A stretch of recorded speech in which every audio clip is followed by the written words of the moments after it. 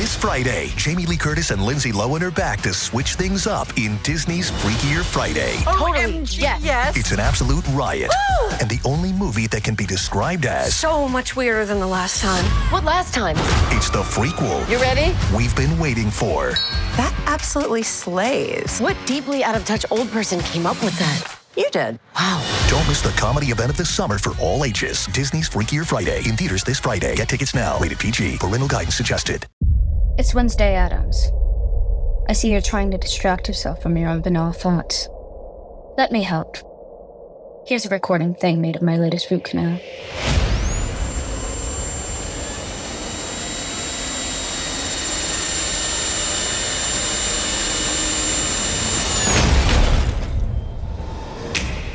Wednesday, Season 2, begins August 6th, only on Netflix. It's back to school season, and Clorox is donating 2 million disinfecting wipes to classrooms across America. Because back to school means things can get a little bit messy. Just ask kindergarten teacher Miss Gibson.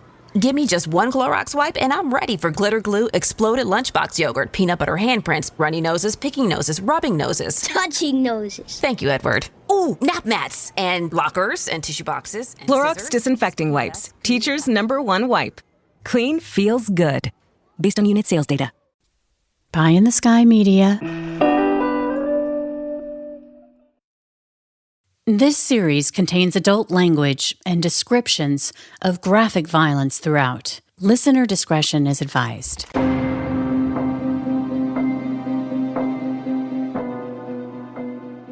3, 2, 1. Carolyn is mad at me.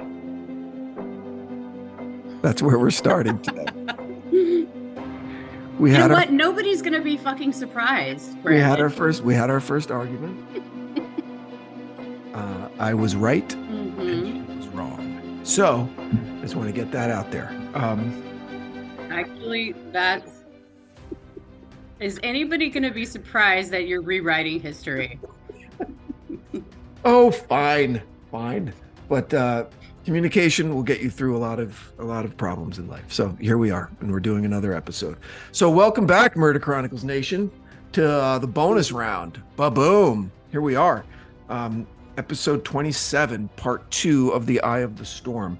So an overview of part 1 can be summed up with wait a second. I just have to hold on 1 second. Did I say that there was going to be redemption? You did, and you were right. And did it pay? Okay. Oh, it paid off. We'll get to that. Don't jump the gun here. Okay. As I mentioned in part 1, I often like to simplify things in my mind and to distill it to a single word. And that word in part 1 was sadness. The word for part 2 is anger. Listening to it and listening to the fucking shenanigans that went around, right? On a lot of sides, made me super angry. And then ultimately it was a very, very redemptive story. So all right. So when we left off, Big Clarence was in jail. Mm-hmm. He found himself behind bars based on a murder conviction that had no physical evidence, and the only testimony was from a 6-year-old girl with head trauma. And they said, "Yep, that's enough for me." Put him away. And it had invoked the ire of his wife, who vowed to see justice be done. And so part 2 is, for the most part, Melinda's journey towards justice for her husband. Yep. Is that accurate? All right, great. Absolutely. All right. So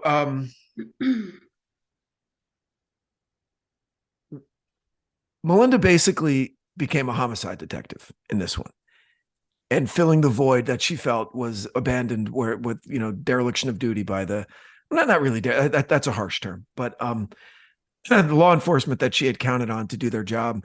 They felt that they had done their job.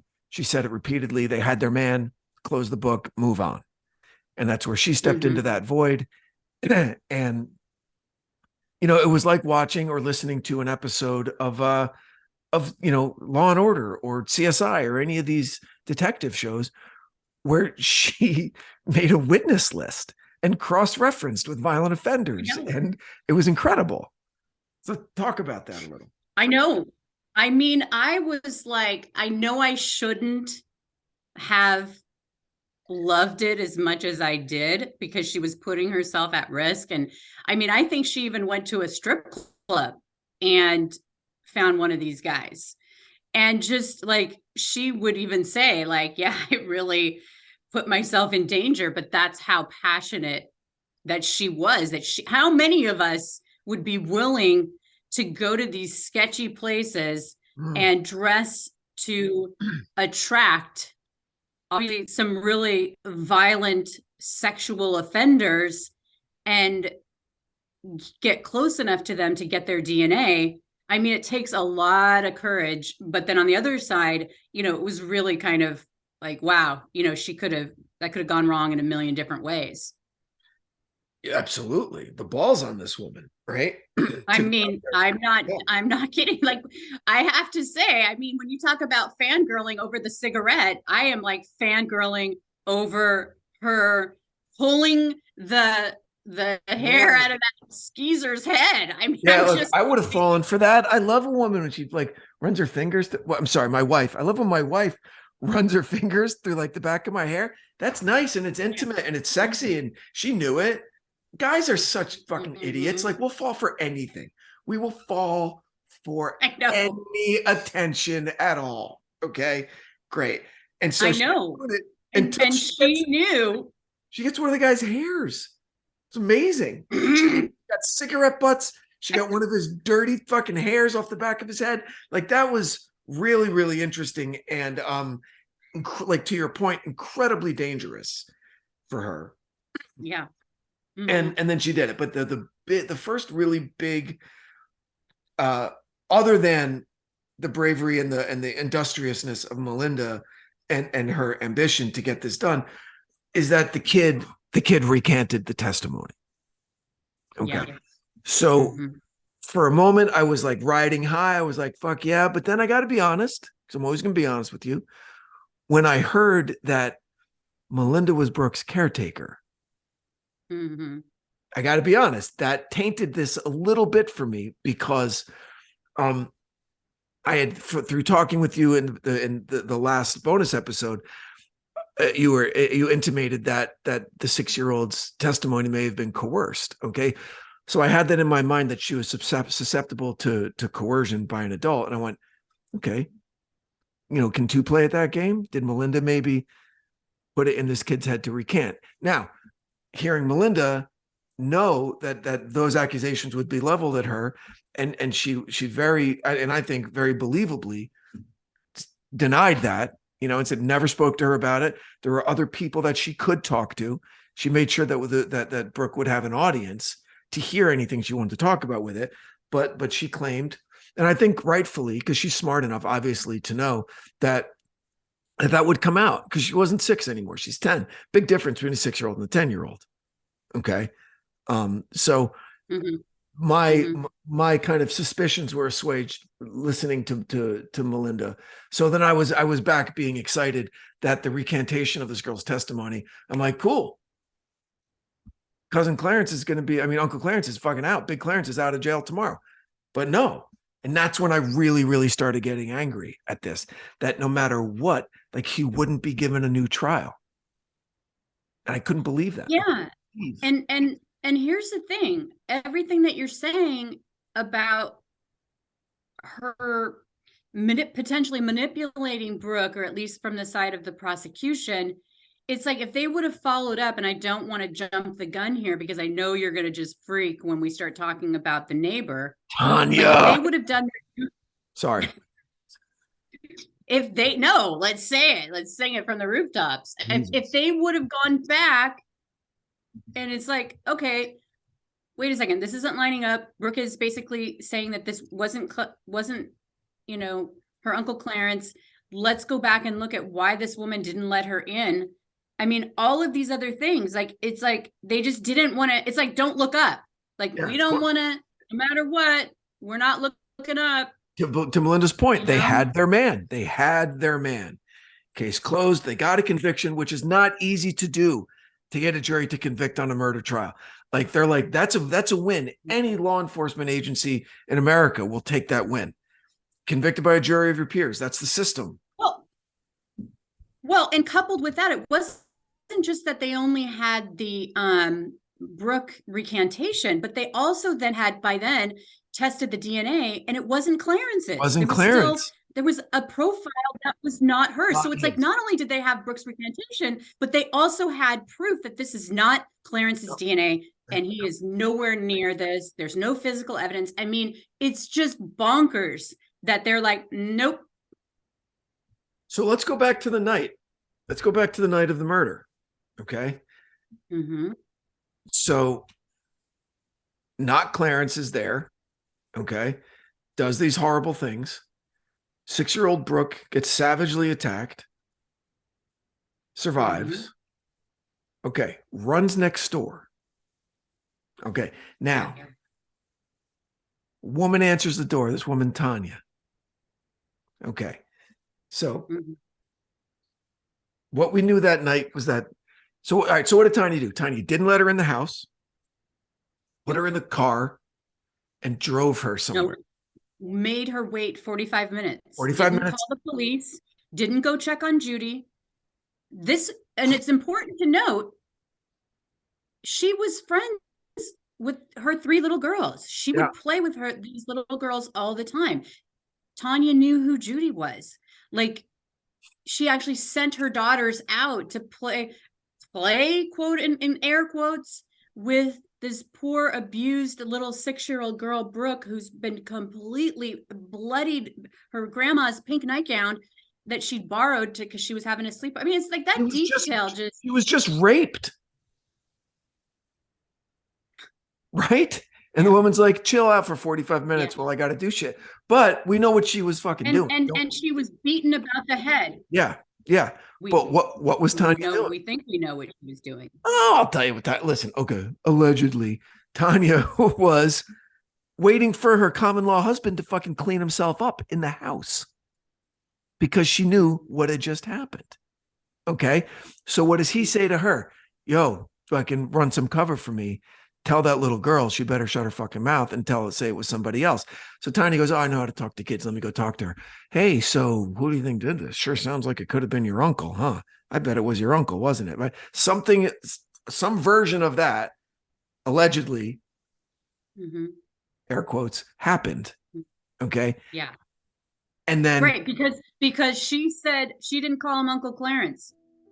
Nope. Big Clarence. And the voicemail that she had left was like, somebody killed my grandma. Yeah.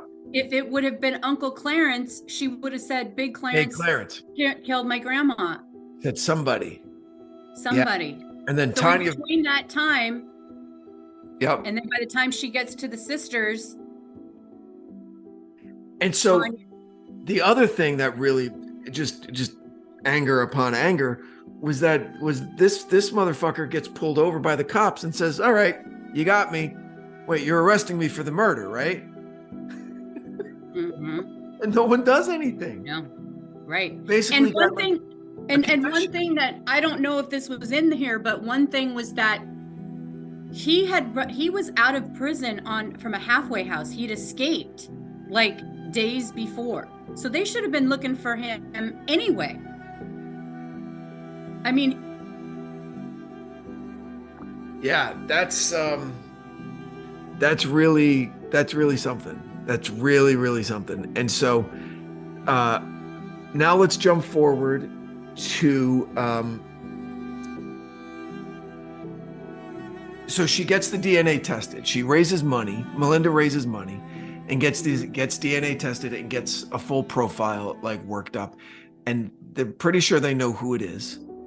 Okay. Well, it's one of those things where it's an unknown. And right. But what we do know is it's not Clarence. It's not Clarence. But they need to compare it to something. Okay. And so this guy happens to be in jail where Big Clarence is in jail. So now Clarence has to put on his fucking homicide detective hat, okay, and get a DNA sample from this guy. I know. To solve his own. To solve his. To exonerate himself. He needs to do this. So we've got two complete lay people doing the work of trained homicide detectives. Okay. I know. And one guy's doing it in jail, with a guy that they know is scary as hell. And Clarence had no criminal history. Like he's like, I mean, can you imagine? He's in this predator jail where they send sex offenders, child predators, like the worst, right? They know that this guy is bad. That must have been so terrifying, right? You got to do it because this is how you're getting out. I mean, that you got the motivator to like, but this is a scary dude, you know? Oh yeah. So finally, he crushes out a cigarette in some prison ashtray, and Clarence has some other dude go get it for him. Okay. And were you all like fangirling over because it's a cigarette butt again? You're like, fuck yeah. No, I wasn't because I was too busy fangirling over Melinda with the hair pulling it out with the DNA. Oh, I mean, I love that. Like, I put myself there. Was so fangirling over. Oh, I love that little twist that you did. But then it was interesting that Clarence had to like go through the black market to get a fucking plastic bag, like a sandwich bag. We'll be back after a quick break.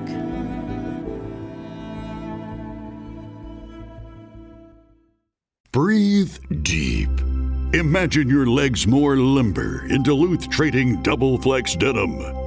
Envision euphorically squatting for that can of suds, bending for your toolbox in a state of bliss, lunging for your laser level on a whole new level. Relax and allow the flex to fill you with ability. Find your inner flex in Double Flex Denim only at Duluth Trading.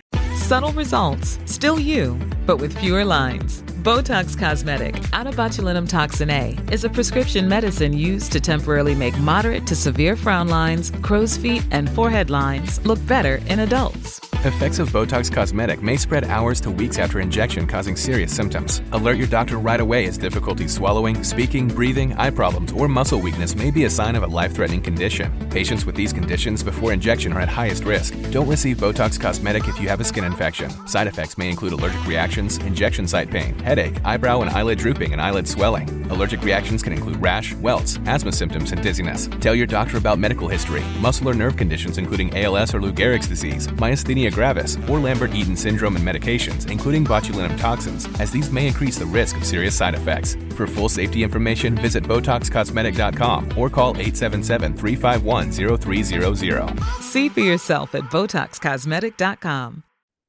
Of course. So Clarence gets a plastic bag. He gets a cigarette butt, right?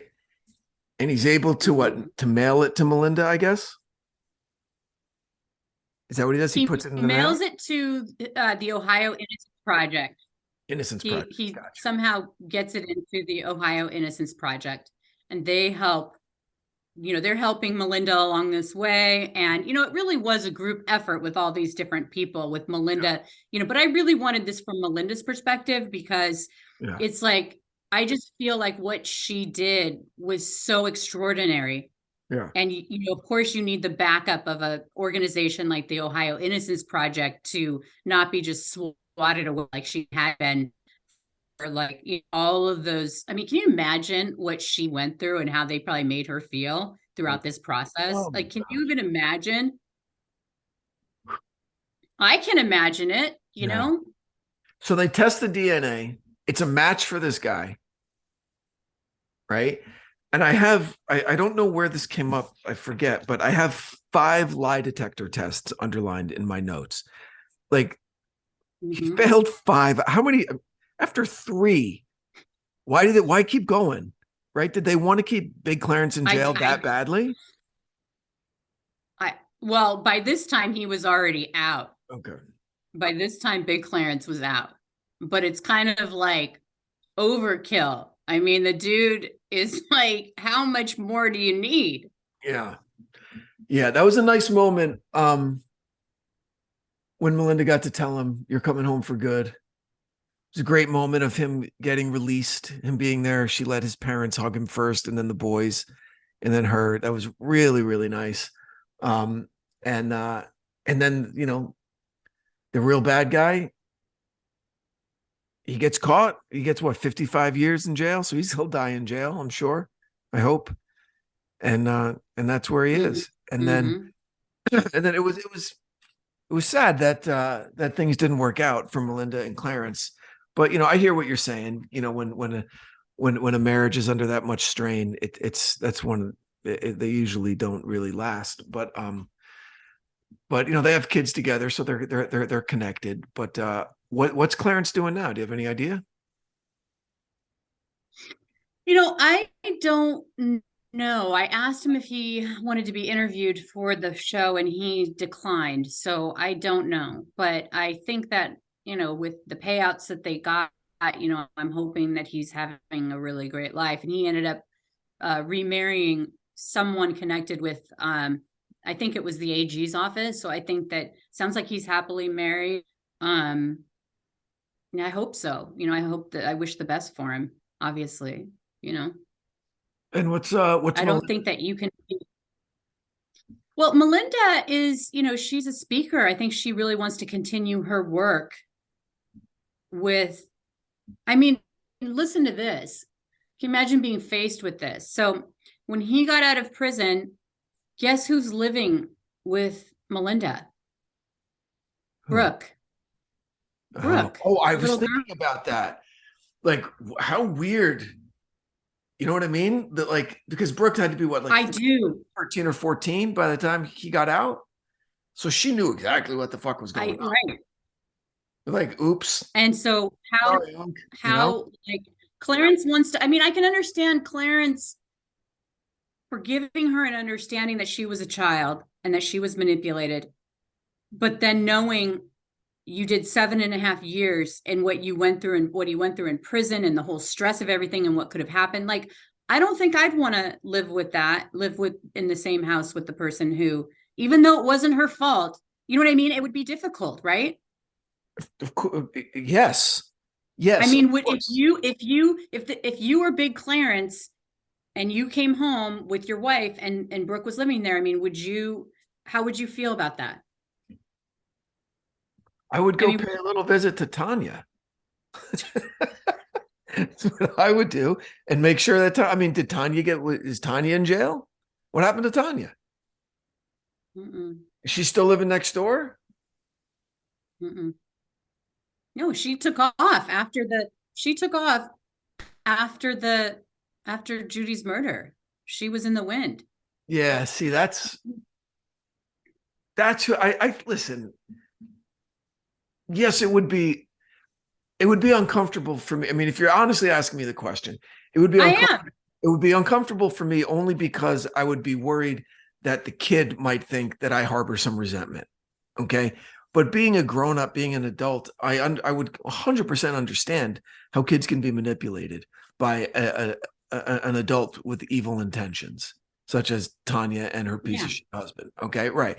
So I would, as a grown-up, I would feel it's my responsibility to make the situation as comfortable as possible, and to make sure that Brooke would know, not your fault at all. I completely get it. I'm fine. I'm alive. I'm out. Everything's cool. I'll make up for lost time. You deserve a rich and full and beautiful life without any emotional baggage because of what happened. Because it's not your fault. Because a really terrible, evil person, okay, basically brainwashed you and manipulated you and took advantage of a younger, weaker mind and made you say things that weren't true. But as soon as she had enough emotional and mental wherewithal and mental acuity, she said, yo, At 10, I have a 10-year-old right now. I know, but the question is, but the question, Branden. But the question, Branden, is that I'm really curious about is would you be able to live with her? Yeah. Yes, I would be able to live with her. Good for you. I would 100% be able to live with her. My worry would be, is she able to live with me? That's all. Why are you saying you wouldn't be able to live with her? I think she would be, because I think that she was so yearned. I mean, I was so impressed that she went to the prison where he was released and was like, I mean, that must have been so difficult for her, not knowing. That took a lot of courage for her. I mean, honestly, like, the reason why I think it's hard, these things are hard, is that nobody blames Brooke. Nobody blames Clarence. And yet it is one of those weird situations where it's like, this guy lost 7.5 years of his life. He'll never be the same. Like, even though he got a payout, it wasn't worth it. Like, no amount of money is worth what he went through, the time that he lost with his boys that he'll never get back, their childhoods, basically, right? Yeah. And then the anxiety, and that's what's so, these cases like this, it's what's so scary about it, because there's so many people in prison right now who are innocent. And Melinda says, like, once you're in there, it's almost impossible to get back out. And especially if there's no DNA. That's what I was going to say. Like, prior to 1980, let's say 1980, right? Which really isn't that long ago in the grand scheme of things. Okay. How many people rotted and died in jail because of one person's testimony? One person that the jury happened to believe, right? Like, no matter what. Like, I just got finished reading my daughter To Kill a Mockingbird. Okay. And my daughter's grown up in an era of justice and of progressive politics and living in Los Angeles and all that. And so she was like, what world is this where this jury would convict this man? He obviously didn't do it, Dad. I went, okay, it's fucking Alabama in the 30s. Okay. It was a very, very different time and place. She goes, but America still, right? I'm like, yeah, it's still. I know, but there's still so many other injustices that, I mean, we could sit here and spin out forever with. Right. Yeah. But it makes me think, can it really be that easy? What? It makes me think, can it really be that easy for an innocent man to go to jail? And the answer is yes. Especially if you're a person of color. You know, was there a person of color involved in this story? No, but when you look at the stats that I included at the end, I mean, there's so many, that's a really scary number, that like 47% of these exonerations since, I think it was 1984, are Black people. Yeah. And it's like 7% of the population. So if you extrapolate that, I mean, those are really, really sky high. It's nothing that we have heard. Those are sky high numbers. And it's just, this is one case and it worked out 7.5 years, but like, think of people who've been behind bars 30, 40 years, it's just, it's really scary. And it goes to what we've talked about many times, which is that confirmation bias, where it's like, what I can see what happened. Like, Brooke was a very compelling witness. She pointed him out. Somebody needed to pay for what happened to this little girl. Somebody needed to pay what happened to Judy, because it was so violent and so brutal and just so like, and their Uncle Clarence, Didn't the cops know who Tanya's common law husband was fucking next door? Like, didn't they know that? Again, that's what I said to Melinda over and over again. I kept saying, she's like, they had their man.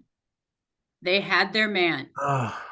Even the hairs that they tested for DNA, which it wasn't, they didn't hardly test any of the DNA, it sounds like. But even the hairs were not his. Right? So their working theory was there were two people here. We got one of them, so case closed. I mean, that had to be their theory. I think that they were like, or Clarence dropped. So I think it was like Clarence dropped someone else's hair. She said it was him. But Yeah, but they still have to be able to think that they explain didn't that even hand. They have to care. be able to explain the DNA evidence that was there. Wouldn't they have to explain that evidence? I would think. I don't think they did, because I think that they didn't even test all that they had. They didn't even test all that they had. They didn't even test it, Branden. They tested these hairs. Yes, and it's like they had tons. This isn't a case where there was like no DNA or it was somewhere. It's like they had tons of DNA on both victims and they didn't test it. And Melinda said, I said, well, okay, it's back in 1998, so it's not like it's today, right? If they had tested the DNA back then, would they have the capability of determining that it wasn't Clarence? And she said yes. So, Wow. Well, the whole thing made me angry, but I'm glad that justice was eventually served. And this was a great story. It was a great story. Well done, well researched, well told. So nice job. Nice job. So what's next? What do you got? Yeah, I mean, I think that Melinda, it goes. Oh, sorry. Go ahead. Okay. Melinda. Yeah, I mean, just to put a bow on it, I think that her story of never giving up and finding justice for her mother and her husband is just incredible story. And my hat's off to her, I agree. And next week I'll just have to keep you guessing. All right. Well, I hope someday in an alternate universe, Murder Chronicles universe, that Melinda and Mac get together and have lunch and decide to team up and become crime fighters somewhere. I know, right? Because I think that would be great. All right. So. Well, awesome. So until next week, everybody, thank you for joining us today. Please consider supporting the great companies that support our show. We hope you find the time next week to catch up with us. Please, if you have a few moments of spare time, go over to Apple Podcasts and rate and review our show. It helps more than you know. Carolyn, thank you again for outstanding work. Anything you'd like to add? And Branden, thank you for all of your work. And thank you so much for listening. We really appreciate the support. We'll catch up with you guys next week. Stay safe out there. The Murder Chronicles is a pie-in-the-sky production recorded live in the beautiful Pacific Northwest. We are produced by Branden Morgan and myself, music by Soundstripe. For Pie in the Sky Media, I'm Carolyn Osorio, your writer and host. Thanks for listening.